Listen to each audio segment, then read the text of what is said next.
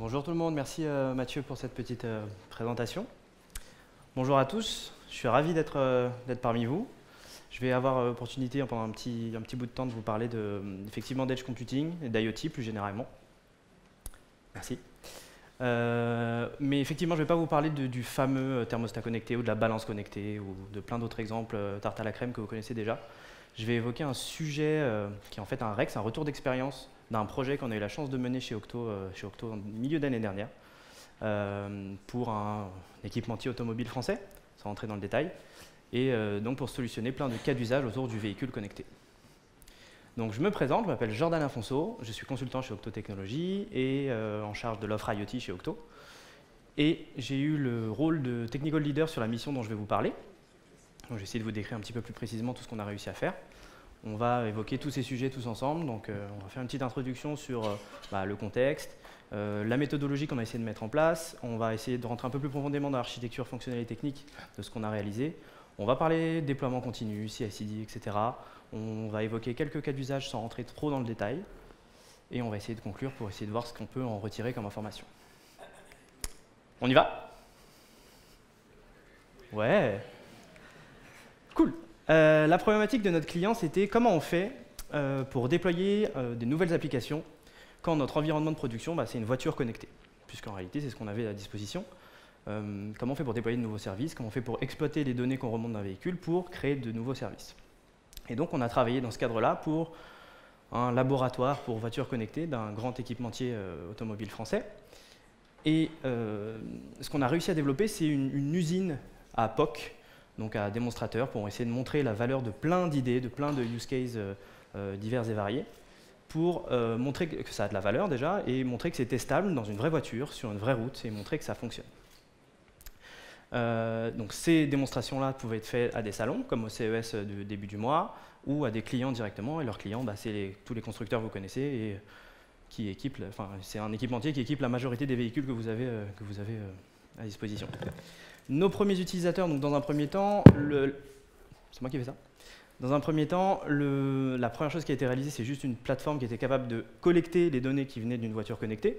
Et donc nos premiers utilisateurs, ça ont été les data scientists de notre client qui ont exploité ces données et essayé de créer des nouveaux services, essayer d'exploiter, trouver des patterns, trouver des indicateurs. Je vais avoir l'occasion de vous en reparler. Et on s'est donc positionné en tant que prestataire pour les business lines de ce client qui sont venus avec leur expertise métier, le confort au sein du véhicule, la sécurité au sein du véhicule, et qui nous ont proposé des use cases.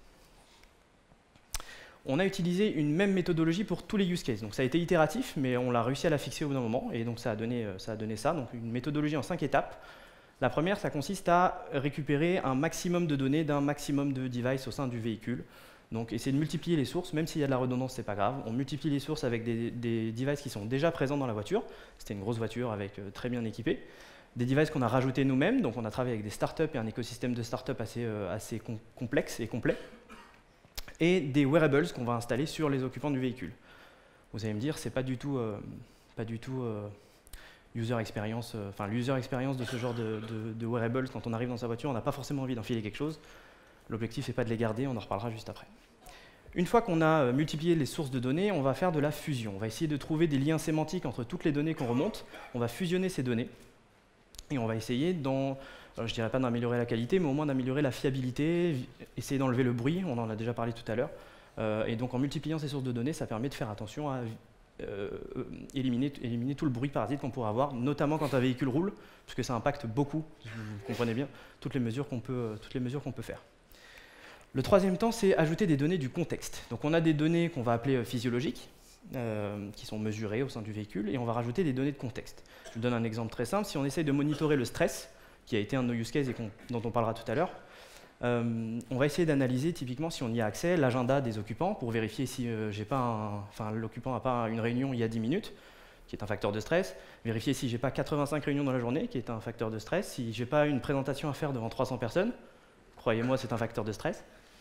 On va vérifier les conditions météorologiques, savoir si j'ai pas une tempête ce soir. Regardez pas, il y en a une. Donc l'objectif, c'est d'essayer de gérer tout le contexte. Donc il y a aussi le contexte au sein du véhicule, donc vérifier si j'ai pas un bébé à l'arrière qui pleure, parce que je vais être amené à me retourner, je vais être amené à m'inquiéter, donc c'est risqué.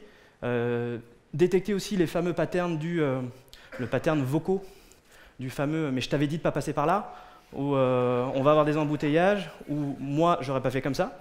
Donc c'est détecté aussi, et donc c'est un facteur de stress. Je suis sûr que vous avez plein d'autres exemples, mais je me suis limité à 3. Et donc on va combiner ces facteurs de stress, enfin ces données physiologiques qui ont été remontées avec des facteurs externes, l'ajout du contexte, pour faire un matching avec une base de, on va dire, plein de cas d'usage liés par exemple au stress, où on va se dire, si on a tel et tel facteur physiologique plus tel et tel facteur de contexte, on va déterminer que tu as tel niveau de stress. Si on reprend l'exemple de la température, typiquement je détecte que l'occupant a trop chaud, comme moi maintenant, et je vais avoir pour objectif de le rafraîchir. Et donc je vais mettre en place des contre-mesures. Dans le véhicule, qui est très bien équipé, on va avoir l'opportunité de le rafraîchir de plein de manières différentes. Ce qu'on va faire, c'est qu'on va essayer de mettre en place des contre-mesures, et la dernière étape, ça va être de renforcer notre modèle en faisant en sorte de trouver la meilleure manière de rafraîchir la personne, en apprenant de ce qui a réellement eu un feedback sur l'utilisateur. Donc on va vérifier physiologiquement ce qui a eu un impact sur lui, pour que la prochaine fois, quand il rentre dans son véhicule et qu'il a de nouveau trop chaud, on soit capable de lui donner la bonne contre-mesure au bon moment. Et donc la dernière étape de renforcement, j'en parlais au début, ça va être de dégrader le modèle de données, où on va supprimer le nombre de devices. On va commencer par les wearables, parce qu'effectivement, ce n'est pas les plus pratiques. Et on va diminuer ce nombre de devices qui remontent des données jusqu'à arriver à la limite de détection et avoir le set minimum de devices pour continuer de remonter le même nombre d'informations. Si on rentrait un peu plus dans le détail dans l'architecture fonctionnelle de ce qu'on a réalisé, on a initialement une voiture connectée, on va y revenir après, sur lequel a été installé un ordinateur Linux. Ça fait un sacré objet connecté.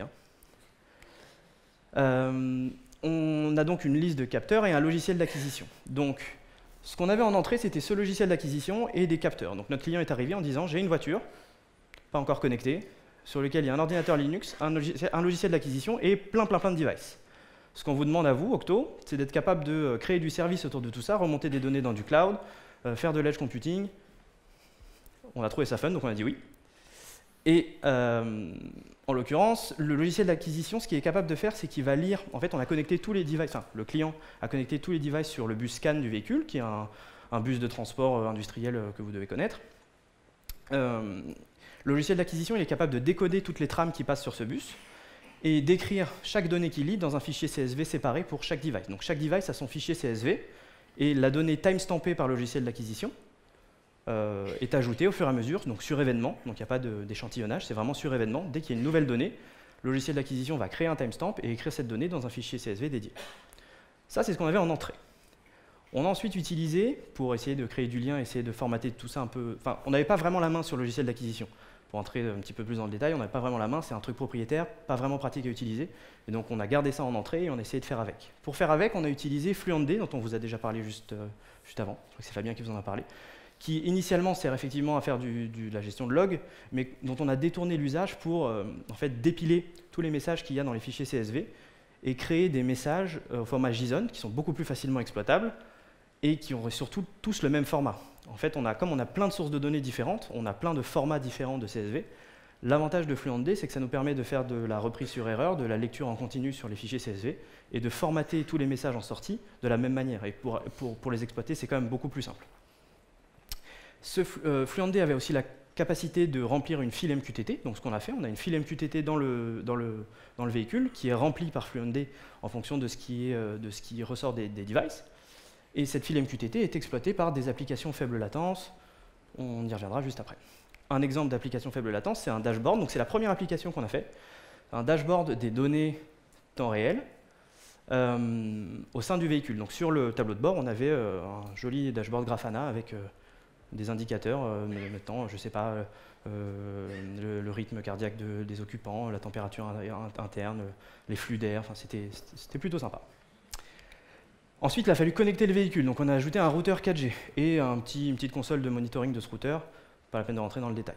Ce routeur nous permettait de communiquer avec un cloud sur lequel on avait un broker MQTT qu'on remplissait et qu'on vidait dans des bases de données chaudes et qui était exploité par un dashboard qui est le même au delta près de la connectivité que celui qu'il y a dans le véhicule, et d'autres business apps, dont je pourrais parler sûrement tout à l'heure, sur lesquels on pouvait bénéficier aussi des services du cloud provider. j'ai fait le lien rapide entre le routeur et entre le broker local et le broker distant pour pouvoir me focuser là-dessus sur ce slide. En réalité, on a utilisé le mode bridge de Mosquitto, qui est un exemple de broker MQTT, qui permet en réalité de copier tous les messages qui arrivent sur certains topics, qu'on appellera topics partagés, de les copier dès qu'on aura de la connectivité. Donc dès qu'on a de la connexion, on a la garantie, avec de la redondance, de la reprise sur erreur, que tous les messages qui arrivent sur des topics partagés seront partagés à un autre broker. Cet autre broker, c'est celui qu'on retrouvera dans le cloud. Et donc, on a la capacité de remplir 2 brokers différents en même temps, enfin, à la connectivité près. Pourquoi 2 brokers? Pourquoi on en garde un local? C'est pour les applications faible latence, dont on va parler tout de suite, ou plutôt l'edge computing, puisqu'on est aussi là pour parler de ça. L'edge computing, sans rentrer dans la grosse définition Wikipédia, c'est la capacité de déporter du calcul sur les extrémités de notre réseau. En réalité, on a un modèle cloud-centrique où on va avoir des milliards de devices qui vont parler à un cloud. Vous comprenez bien que ça va saturer le moyen de communication. Donc l'idée, c'est de se dire comment on fait pour déporter des étapes de calcul dont on n'a pas besoin de la compétence et de la puissance du cloud pour être réalisées. Donc on se dit, est-ce qu'on ne peut pas déporter certaines étapes et rendre des objets un petit peu plus distants du centre de notre réseau, de rendre ces objets un peu plus intelligents pour effectuer ce calcul et donc ne pas saturer le moyen de communication vers le cloud et diminuer la latence. Est-ce qu'il y en a parmi vous qui auraient une définition hyper courte de ce que c'est que le temps réel? Oui. Satisfaire une contrainte de temps. J'aime beaucoup cette réponse. Ok, la majorité des gens à qui on pose cette question, et même globalement nos clients, pour eux, temps réel, ça veut dire rapide. Je l'ai écrit en gros, parce que c'est vraiment très important. Temps réel, ça ne veut pas dire rapide, gardez-le en tête. Effectivement, temps réel, ça veut dire qu'on respecte une contrainte de temps, et temps réel, ça veut plutôt dire en français, temps déterministe. Ça veut dire, et c'est vraiment un des points clés de ce talk, ça veut dire qu'on a la main sur le temps d'exécution d'une tâche. Et en réalité, ça va même plus loin de ça, ça veut simplement dire qu'on a le résultat de l'exécution de quelque chose quand on en a besoin. Point barre. Ça ne veut pas dire ça va très vite. Okay? Donc quand on vous demande de mettre en place un système extrêmement réactif, temps réel, avec un taux de réponse à la milliseconde près, ça ne veut pas dire temps réel. Ça veut dire extrêmement performant, extrêmement réactif, ce que vous voulez, mais ça ne veut pas dire temps réel. Temps réel, ça veut dire j'ai mon résultat quand j'en ai besoin, globalement. Personne n'est choqué? Cool. Un exemple de cas d'usage edge computing qu'on a pu mettre au sein du véhicule, c'est on a mis en place une solution d'assistance à la conduite avec un siège vibrant. Rien de drôle là-dedans. On avait vraiment un siège avec des actuateurs vibrants dans l'assise et sur le dossier. Et on avait la capacité, grâce à des devices, de détecter le franchissement de ligne, la présence dans l'angle mort, le besoin d'un freinage d'urgence et le réengagement. Le réengagement, pour ceux à qui ça ne parle pas, c'est dans le cadre d'un véhicule autonome, le moment où le conducteur doit reprendre le contrôle, ce qu'on appelle le réengagement. Et donc on aimerait le signaler grâce à une vibration. Chaque détection aura sa vibration propre, chaque événement aura sa vibration propre. Si je franchis une ligne, je vais tracer une ligne dans le dos du conducteur du côté de la ligne qui est franchie.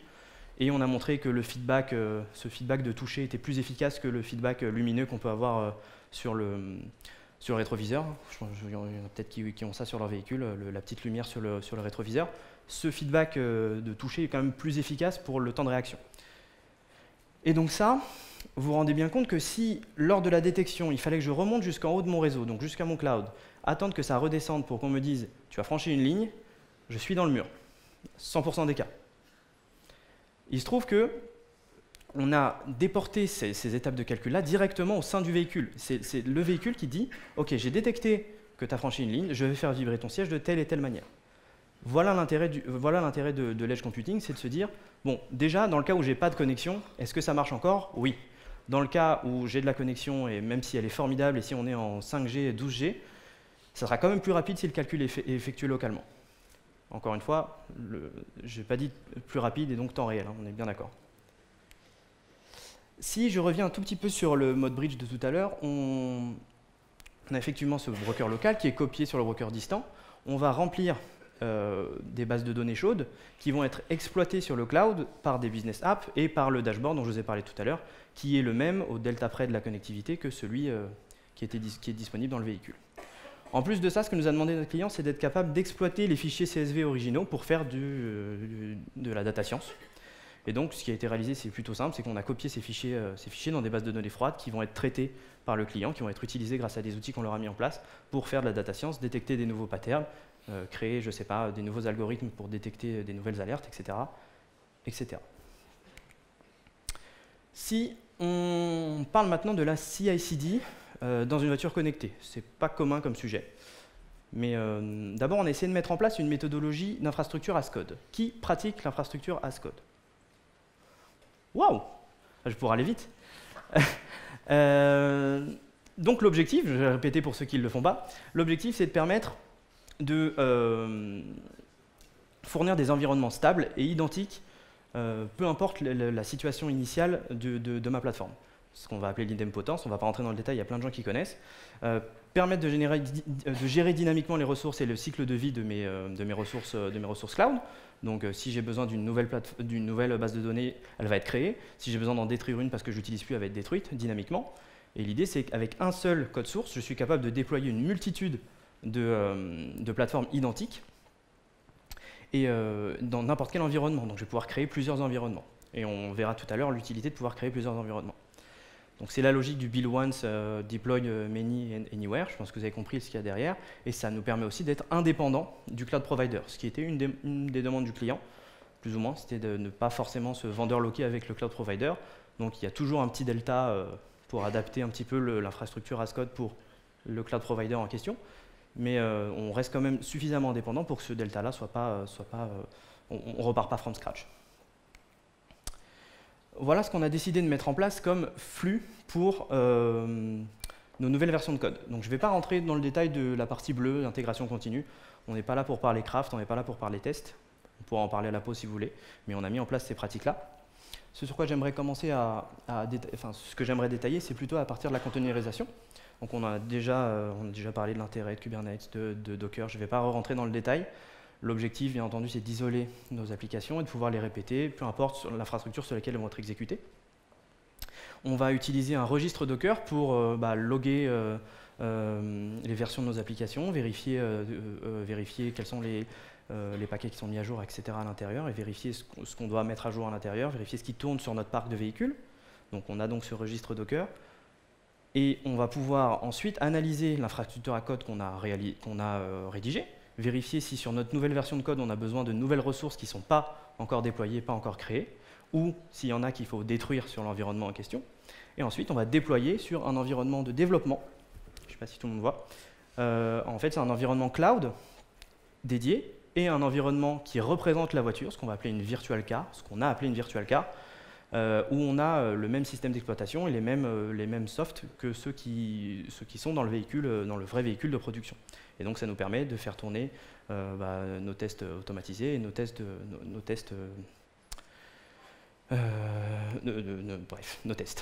La deuxième étape ensuite, c'est les tests de recettes. Donc une fois que tous nos tests sont validés, tous nos tests automatisés sont validés, on va pouvoir déployer. Donc les tests automatisés d'ici, c'est des tests d'intégration. On va vérifier les interactions entre chacun de nos applicatifs. Si ça marche bien, on va pouvoir déployer dans un environnement de recettes. Cet environnement de recettes, il est composé d'un environnement de cloud dédié, comme pour le développement, et d'une voiture de laboratoire.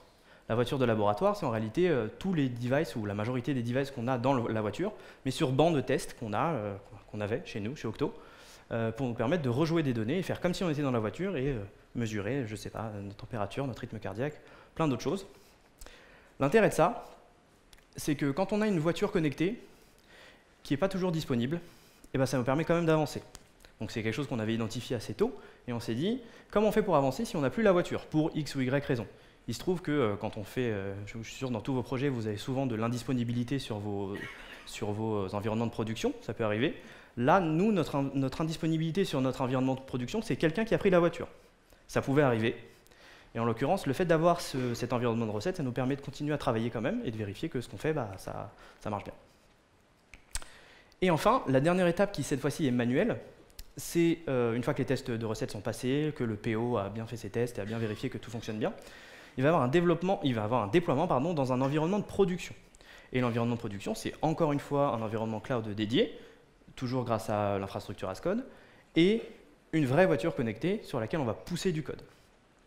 Pousser du code, ça paraît simple comme ça, mais ce n'est pas un smartphone. Hein. C'est une voiture qui roule avec une connectivité instable.